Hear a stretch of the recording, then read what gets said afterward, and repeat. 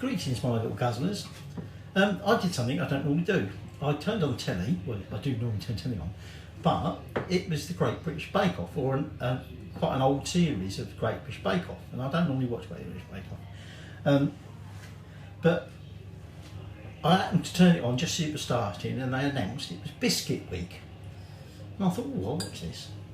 So I did, and there were some sandwich cookies made by Stacey. Now I'm not sure who won at the end or whatever, but the sandwich cookies she made, I do believe not only did they look really good, but I think that she might have actually won that round. So I'm going to make her sandwich cookies. I made a very slight change with the cocoa powder, but I'll explain that. So these were what she called her sparkly chocolate sandwich cookies. Now we're not going to use edible glitter like she did, which gets a sparkly bit, but other than that we're pretty much following the recipe. So in this bowl, and this is the bigger bowl that I'm going to do all the final mixing in, I've got 145 grams of softened unsalted butter, and we will be creaming into that 300 grams of caster sugar. We'll have 1 egg we'll be beating into that, and then we will be adding some sifted dry ingredients. So I've got another bowl to sift them into. Okay, I've got some plain flour, I've got 190 grams of that. I've got 65 grams of cocoa powder. Now she uses 75, but I'm using 65, and 10 grams of that really dark cocoa powder, because I want to make these a little bit darker in colour. You're going to need some bicarb and some salt, and that's all you're going to need to actually make the cookies. And then we're going to be following her recipe for this sort of fluffy marshmallow filling, but we'll make that later. So you need your oven on at 170. You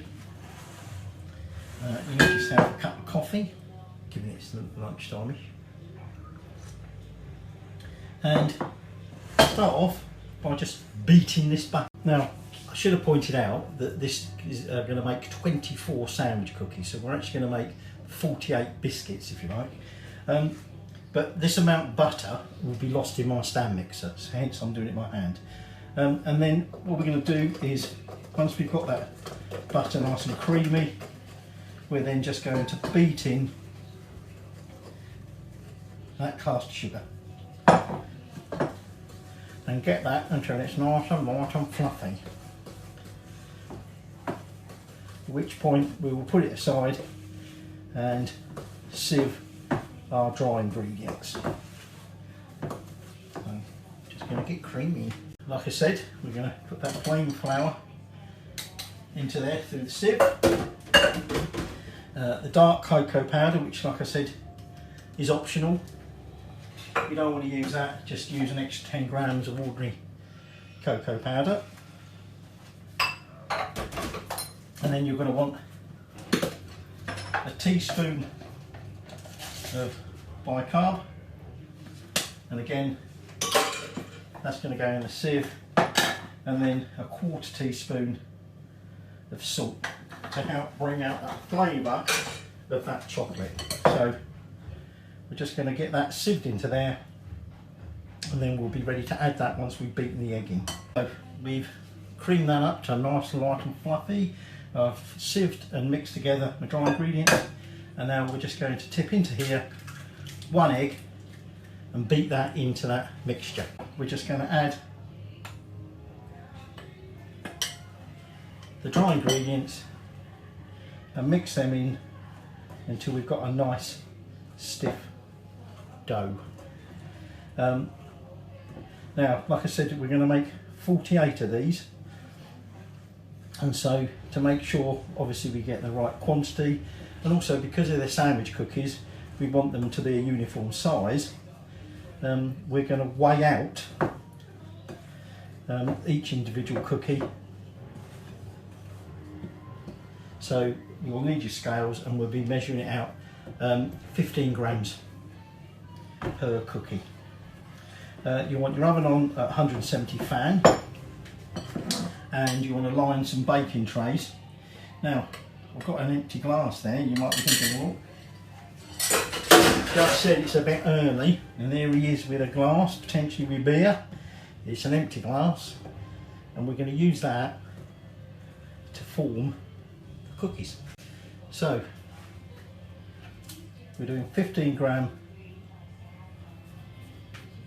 amounts, roll it into a ball, and then place it on your baking sheet, ready to flatten it. But I'm just going to get some measured out first. If you were going to do sparkling ones with edible glitter, what you do is get your bottom of your glass, and you, in a little dish or whatever of edible glitter, get that on the bottom of the glass and then press that on there. But like I say, we're not doing that. So all I'm doing is I'm just pressing down to flatten out that cookie, which conveniently is sticking to the bottom of my glass. So I'm going to have to redo that one. But essentially, that's what we're going to do. Since I'm not using any glitter, what I might do is just use a little bit of icing sugar just to dust it with for when we press that. So that's the first 2 trays done. I think I spotted actually what half the problem was. Even when I was using the icing sugar, it was still sticking, and it's because it's not a completely flat bottom glass, it's slightly raised. It's got like an edge, and so of course the icing sugar won't get in the middle. So if you, that was the flattest bottom gun I've got, but try and find it something that's flat, and then I think you'll find should be okay. Now these are going to go in for about 10 minutes, or just a little bit under, okay? And when they're done, we bring them out and we leave them on here for about 5 or 6 minutes to cool, just to firm up enough that we can then transfer them onto the wire rack. And then of course we've got all the rest to cook. So the biscuits are all made. I've paired them up, and now we're going to make, like I say, this marshmallow fluff to go in the middle. So in here, and a little tip for you, I'll put golden syrup in here, and I've always had tins of it, and the amount I wanted, I suddenly discovered, oh, I can get a squeezy bottle with a lot more in for actually better value, but it's hugely improved on trying to get it out of the tin, because you just squeeze it out. And that's what I've done into there, into this little pan. I've got 170 grams of that, so get a squeezy bottle, it's darn sight easier. And then here I've got some sugar. I've got 105 grams of sugar, and I'll put that in there. And I've got 60 mils of water, and what we're going to do is we're going to have to start heating that up slowly.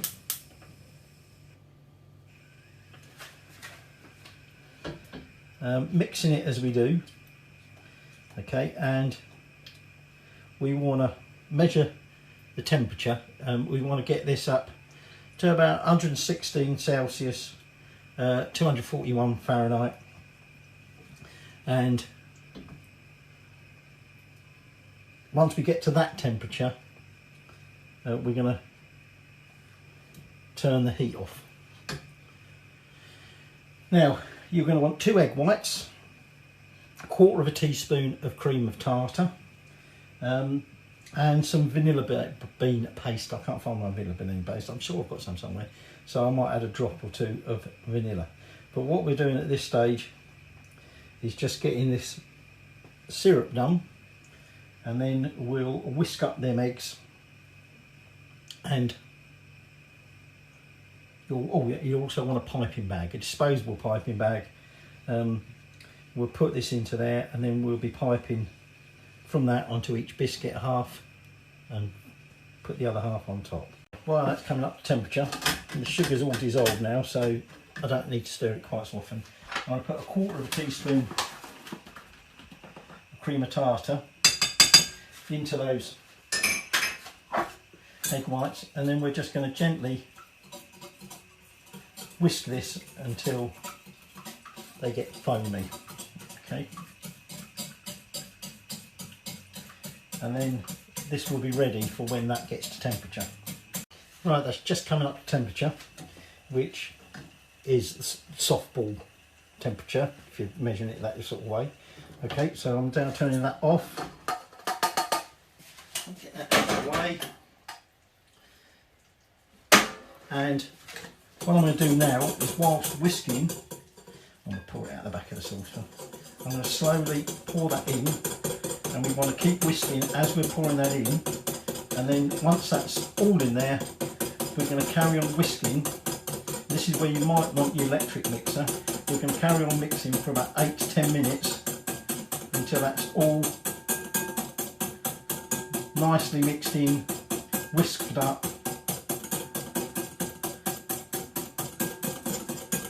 Now this is going a little bit of a golden colour, but that's probably because it is golden syrup. You can use corn oil instead if you wanted to. So like I say, now it's just about giving it lots and lots of whisking, and then we will be ready just to add the vanilla and the sugar at the very end. I've got my piping bag ready. I've started laying out my biscuits, my cookies ready to pipe this in between. But before we get to that stage, we've just got to give this a nice good whisk. Although I'm only sort of halfway through the whisking at this point, I'm just going to add a little pinch of salt and start beating that in. And I'm going to add about a teaspoon of vanilla essence and get that beaten in as well. And then it's just carry on whisking that, like I say, for about 10 minutes. But we want this to have cooled down to about room temperature. A fairly generous dollop on 1/2. And then gently sandwich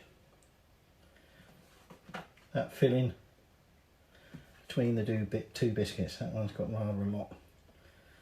So it's just a matter now of just going through. Whoops. Filling each of those biscuits. And then we'll just put them onto the rack just to carry on giving them a chance to firm up. Since Sophie said these were sparkly chocolate cookies, like I said, I hadn't got any edible glitter as such, but what I have is this gold spray luster. So we're just going to give them a little sprinkle of that to make Stacey, did I say Sophie? Stacey's sparkly chocolate sandwich cookies. A chocolate cookie, or 2 chocolate cookies with a fluffy marshmallow filling. So we're still going to let them set a little bit longer before we taste them. And as it happened, I think I got 25. So I've got an extra. But this one was slightly misshapen, this one was a bit too close to the edge of the baking tray. Got a flat side, sets of reject in it, I'll have to eat it. So,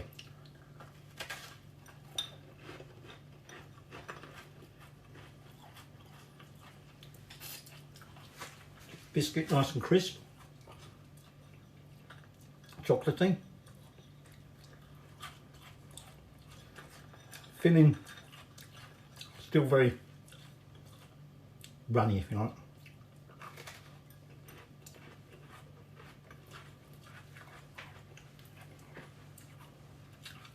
Actually, I think it might be nicer if I put a bit more of that filling in it, but you can see the ones where I was a bit more generous by mistake, it's starting to spill out, so I think it's sort of a bit of a fine line about how much you get in there. Marshmallow on this hasn't obviously set yet, but perfect, Stacey. Might have to check out some of her other recipes. So there you go, Stacey's sparkly chocolate sandwich cookies.